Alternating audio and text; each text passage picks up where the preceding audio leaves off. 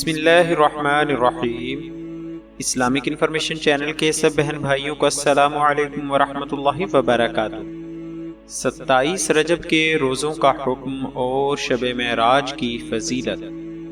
بطور تمہید یہ بات سمجھ لینی چاہیے کہ رجب کی 27ویں رات کے بارے میں اگرچہ مشہور ہے کہ یہ شب معراج ہے، لیکن یقینی طور پر نہیں کہا جا سکتا کہ یہ وہی رات ہے جس میں نبی کریم صلی اللہ علیہ وآلہ وسلم معراج پر تشریف لے گئے تھے، کیونکہ اس بارے میں روایات مختلف ہیں۔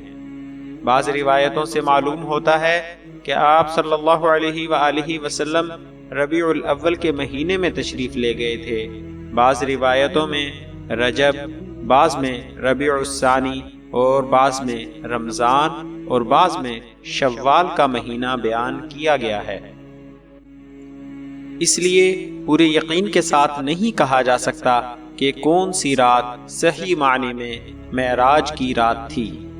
اگر یہ کوئی مخصوص رات ہوتی اور اس کے بارے میں خاص احکام ہوتے تو اس کی تاریخ اور مہینہ محفوظ رکھنے کا اہتمام کیا جاتا، جبکہ شب معراج کی تاریخ قطعی طور پر محفوظ نہیں، لہذا یقینی طور سے 27 رجب کو شب معراج قرار دینا درست نہیں۔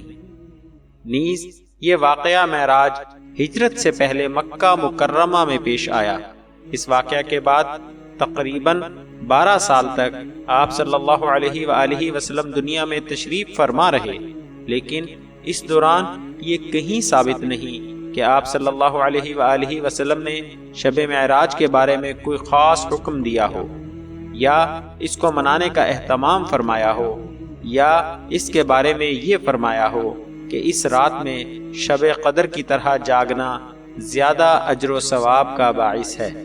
نہ تو آپ صلی اللہ علیہ وآلہ وسلم کا ایسا کوئی ارشاد ثابت ہے، اور نہ آپ کے زمانے میں اس رات میں جاگنے کا اہتمام ثابت ہے۔ نہ خود حضور صلی اللہ علیہ وآلہ وسلم جاگے اور نہ صحابہ کرام رضی اللہ عنہم کو اس کی تاکید فرمائی، اور نہ صحابہ کرام رضی اللہ عنہم نے اپنے طور پر اس کا اہتمام فرمایا۔ پھر سرکار دو عالم صلی اللہ علیہ وآلہ وسلم کے دنیا سے تشریف لے جانے کے بعد 100 سال تک صحابہ کرام رضی اللہ عنہم دنیا میں موجود رہے۔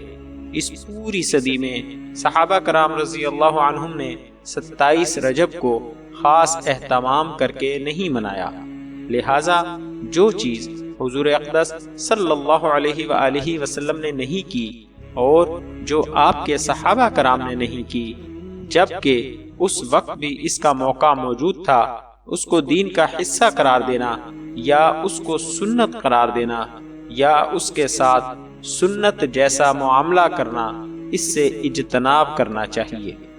رجب کا مہینہ حرمت والے مہینوں میں سے ہے، ان مہینوں میں عبادت کا ثواب زیادہ ہے، البتہ رجب کے مہینہ میں تخصیص کے ساتھ کسی دن روزہ رکھنا صحیح احادیث سے ثابت نہیں ہے، لہٰذا 27 رجب کو تخصیص کے ساتھ روزہ رکھنے اور اس رات شب بیدار رہ کر مخصوص عبادت کرنے، مثلا صلاۃ الغائب وغیرہ کا التزام کرنا درست نہیں ہے۔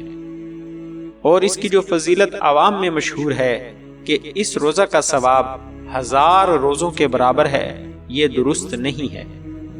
اس لیے اس دن کے روزہ کو زیادہ ثواب کا باعث یا اس دن کے روزہ کے متعلق سنت ہونے کا اعتقاد صحیح نہیں ہے۔ علماء کرام نے اپنی تصانیف میں اس کی بہت تردید کی ہے۔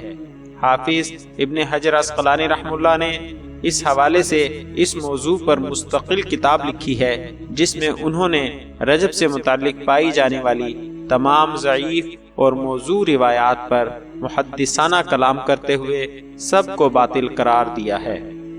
حضرت مولانا مفتی محمود حسن گنگوہی رحمہ اللہ فرماتے ہیں، ماہ رجب میں تاریخ مذکورہ میں روزہ رکھنے کی فضیلت پر بعض روایات وارد ہوئی ہیں، لیکن وہ روایات محدثین کے نزدیک درجہ صحت کو نہیں پہنچی۔ شیخ عبدالحق محدث دہلوی رحمہ اللہ نے ذکر کیا ہے، بعض بہت ضعیف ہیں اور بعض موضوع یعنی من گھڑت ہیں۔ حضرت مولانا مفتی رشید احمد صاحب لدھیانوی رحمہ اللہ تحریر فرماتے ہیں 27 رجب کے روزے کا کوئی ثبوت نہیں۔ جاہلیت میں جس انداز سے رجب کی تعظیم کی جاتی تھی، اس کے پیش نظر حضرت عمر رضی اللہ تعالی نے اس دن روزہ رکھنے سے منع فرمایا۔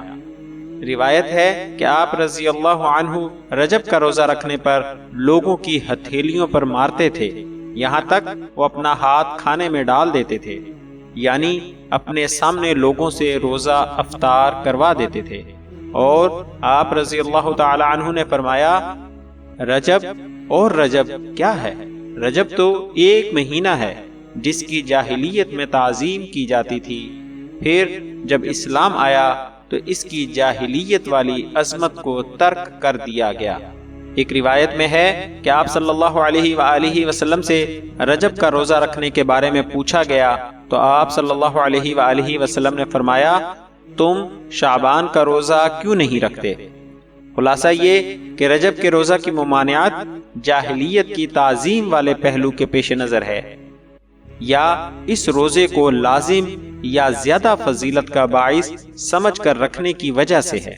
اگر کسی شخص کی عادت مثلا پیر اور جمعرات کے روزے رکھنے کی ہو اور 27 رجب پیر یا جمعرات کو آ جائے تو ایسے شخص کے لیے اس دن روزہ رکھنے میں حرج نہیں ہوگا، اور ایسا شخص صرف نفل روزے کی نیت کر کے ہی اس دن کا روزہ رکھے گا۔